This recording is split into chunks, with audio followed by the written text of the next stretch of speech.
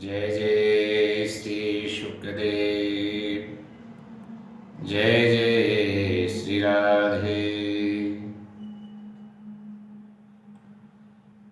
आपने प्रश्न किया था कि गृहस्थी में रहकर क्या दान पुण्य करना जरूरी है।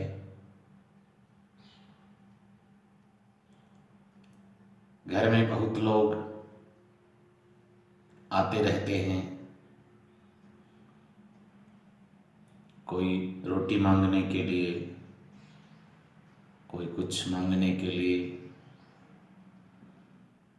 तो क्या सबको देना जरूरी है। बहुतेरे लोगों को मना कर देते हैं, कुछ दिए बिना घर से निकाल देते हैं। देखिए, इस संबंध में शास्त्र कहते हैं कि गृहस्थी में रहने वाले को जो उसके द्वार पर कोई मांगने आता है तो यथाशक्ति यथा सामर्थ्य कुछ न कुछ देना ही चाहिए।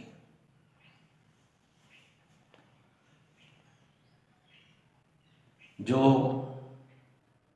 ये कहा जाता है कि मनुष्य अपनी आयु का 10वां हिस्सा अवश्य दान करे, इससे उसकी कमाई शुद्ध होती है।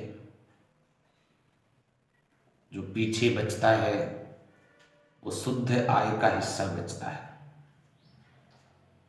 तो यहाँ जो दान करने की बात कही गई है कि कम से कम 10वां हिस्सा दान करें, तो ये इसी संदर्भ में हम ले सकते हैं कि घर में जो दरवाजे पर लोग आते हैं तो उनको अन्न की, जल की, वस्त्र की सेवा अवश्य करनी चाहिए।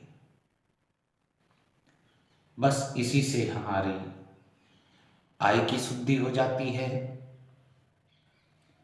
यहां तक कि हमारा हृदय भी शुद्ध होता है,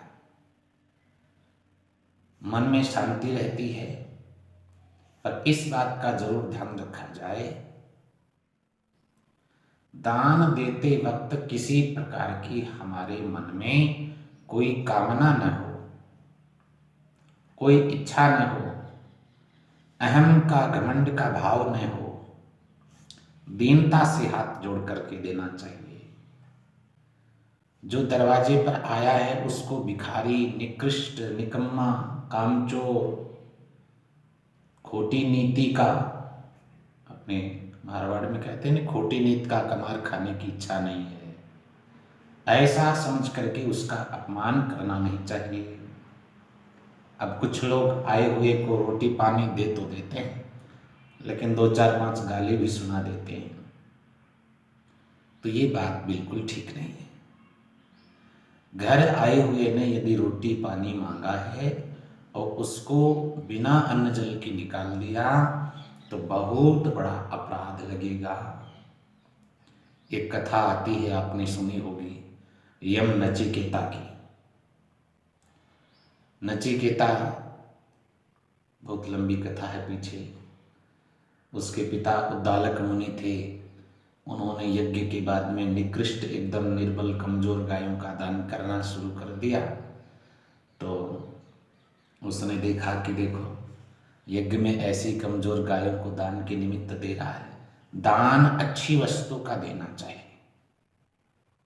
अच्छी वस्तु का दान देना चाहिए। तो उन्होंने पिताजी से कहा, पिताजी मैं आपका पुत्र हूं तो एक तरह से आपका धन ही हूं, इन कमजोर गायों की बजाय आप मुझे ही दान कर दो ना। पिता को गुस्सा आया, कहा तुझे तो मैं दान करूंगा, लेकिन किसको दान करूंगा पता है? मृत्यु को दान करूंगा, यमराज को दान करूंगा। पिता, पुत्र बोला ठीक, जैसी आपकी इच्छा। यमराज को दान कर दिया। यमराज के पास प्रस्थान किया तो कथा आती है 3 दिन तक वो यमराज के दरवाजे पर पड़ा रहा।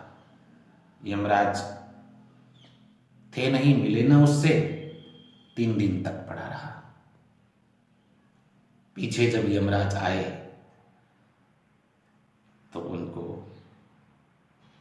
अपराध भाव महसूस हुआ कि आप मेरे दरवाजे पर आए और 3 दिन से भूखे प्यासे पड़े हैं, अवश्य मुझसे बहुत अपराध हुआ है।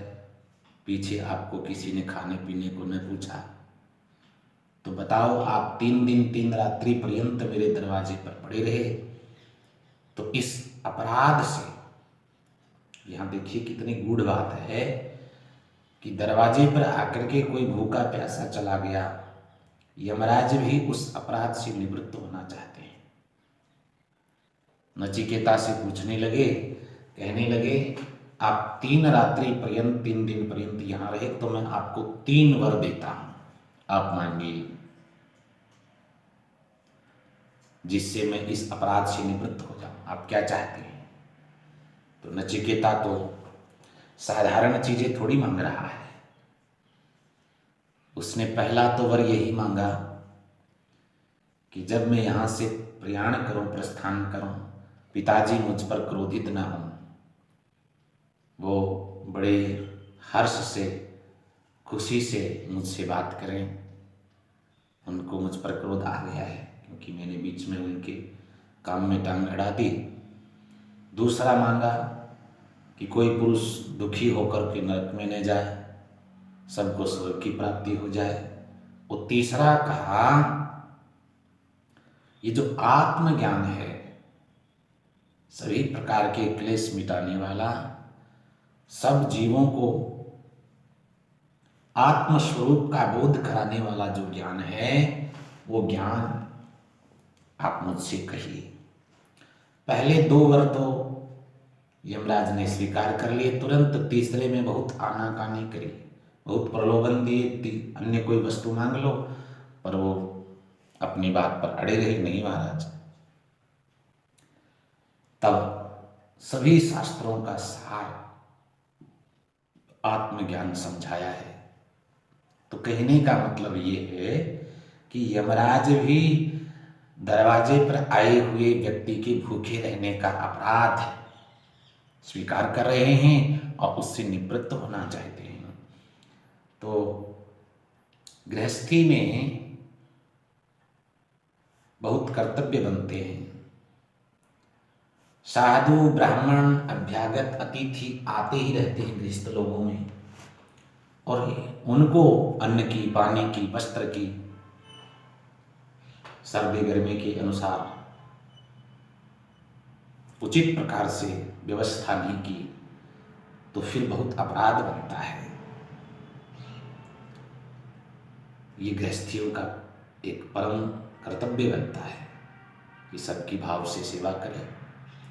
तो इससे उनकी आय शुद्धि भी होगी, मन शुद्धि भी होगी, बहुत शांति रहेगी मन में। लेकिन कामना किसी प्रकार की न करें, न तो दान लेने वाले को निकृष्ट समझें, न अपने आप को बड़ा समझें। भाई भगवान ने दिया है तो 2 रोटी किसी को निकाल दे, अच्छी बात है, हमारा थोड़ी है जो हम दे रहे हैं, देने वाले तो और हैं, परमात्मा है। देने वाले परमात्मा है, हमको तो एक निमित्त भगवान ने बनाया, बहुत अच्छी बात है। तो इस प्रकार भाव से आए हुए की सेवा करनी चाहिए। गृहस्थी के लिए बहुत आवश्यक बात कही गई है। जय श्री सुखदेव।